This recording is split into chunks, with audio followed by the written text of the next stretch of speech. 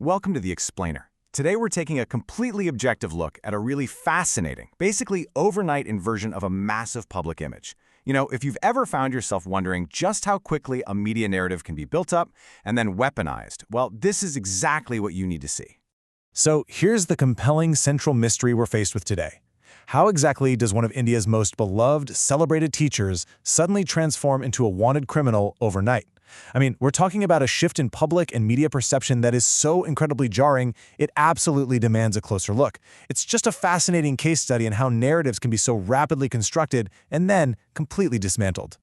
To really wrap your head around the gravity of this, we have to look at the sheer scale of his influence. 26 million. That's his YouTube subscriber count. Over 26 million. And his impact goes way, way beyond just getting online views. He's widely known for providing incredibly affordable education to marginalized kids, and he's even extended that mission into healthcare. For example, he funds a hospital in Patna, where a blood test costs a mere 7 rupees. That's practically unheard of. Yet somehow, this figure of immense social contribution is suddenly staring down the harshest of criminal allegations.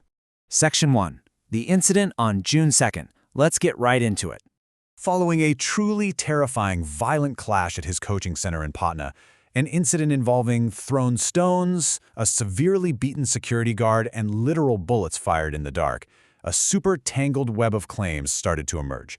According to the source material, there are 3 distinct narratives playing out here. First, Khan Sir claimed the attack was actually orchestrated by a rival coaching center and that his guards only fired their weapons in self-defense. Okay, but then the rival institute, which is directed by Roshan Anand, countered that. They claimed the whole thing was a conspiracy cooked up by Khan Sir to defame their recent success. And then you have the police investigation, which underwent a totally drastic shift. Initially, they reported finding 0 evidence of any firing. But then, just days later, they went and arrested Khan Sir's guards, claiming that Khan Sir himself actually ordered them to open fire. Moving on to Section 2, the 9-day media U-turn. Following that violent night, the immediate aftermath revealed this staggering, really incredible 9-day period where the media narrative just did a complete and total super aggressive U-turn. Think about it. Before the incident, national television anchors celebrated him. They proudly introduced him as a teacher, social worker, and founder. But within a matter of days, the narrative entirely flipped. News channels suddenly pivoted to aggressively labeling him an absconding mafia. And interestingly, the source highlights how they began heavily emphasizing the name Faisal Khan, a specific detail seemingly chosen to reframe his identity and elicit a very specific audience reaction.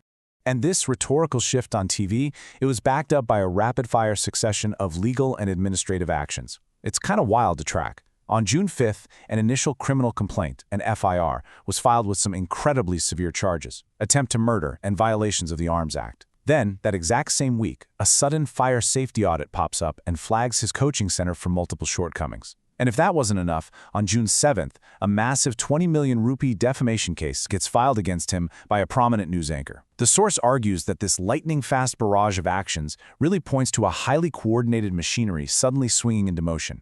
Which brings us to Section 3, the real catalyst, the NEET connection.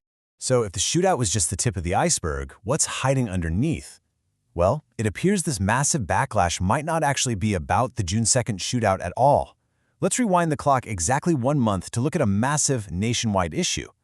On May 3rd, the NEET exam, which is India's intensely competitive medical entrance test, was taken by roughly 2.2 million students. That is a huge number of kids.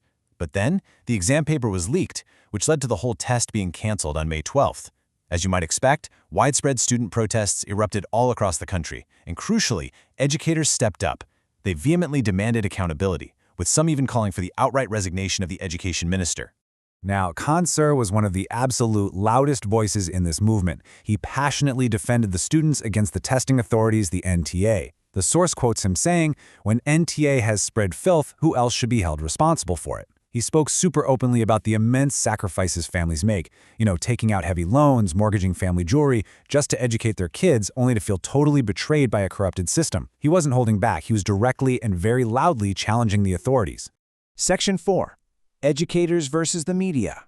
This highly public demand for accountability really set the stage for a massive collision. According to the Explainer source, a highly contentious television debate on May 29th seems to be the true ignition point for everything that followed. During a debate focused on the paper leak, rather than questioning government officials about this huge systemic failure, news anchor Anjana Om-Kashyap actually launched an attack on the teachers themselves. She stated, "They don't know anything worthwhile. All they care about is getting views and money." The source points out that the media actively chose to insult these star YouTube teachers rather than, interrogating the establishment that was actually responsible for the exam leak.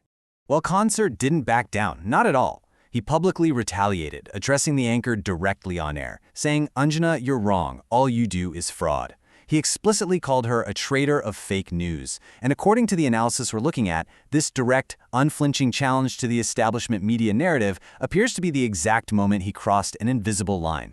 When you actually take a step back and lay out these events chronologically, a really striking pattern emerges. Look at this. May 29th, we have that explosive public clash on TV. Then, just 4 days later, on June 2nd, the armed attack happens at his coaching center. Fast forward 3 days to June 5th.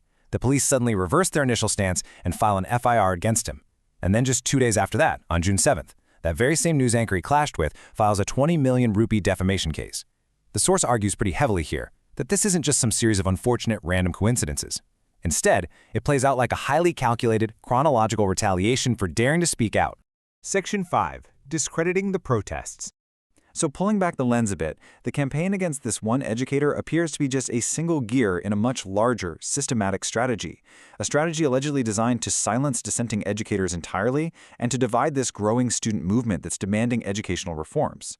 The source identifies 3 very distinct distraction tactics at play here. First up, injecting a religious divide into the narrative, which would explain the media's sudden, intense fixation on the name Faisal Khan.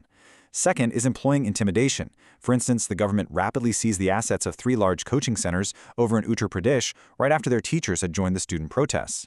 And third, utilizing propaganda to paint the student protesters themselves as anti-national. To give you a highly specific example of that last tactic, let's look at this one incident. A video recently went viral showing a supposed protester at Jantar Mantar, and this guy is enthusiastically agreeing that the country should be divided, basically painting the entire student movement as treasonous. However, the source presents evidence suggesting this individual was actually a planted actor. He was allegedly sent there by a political troll and explicitly instructed to say those outrageous things just to discredit the movement from the inside.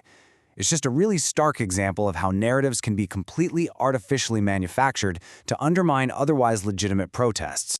Ultimately, the source argues that the immense pressure being brought down upon educators like Concert really boils down to 3 words the establishment allegedly fears most: educate, agitate, organize. So, as we wrap up this explainer today, I want to leave you with this one thought to ponder.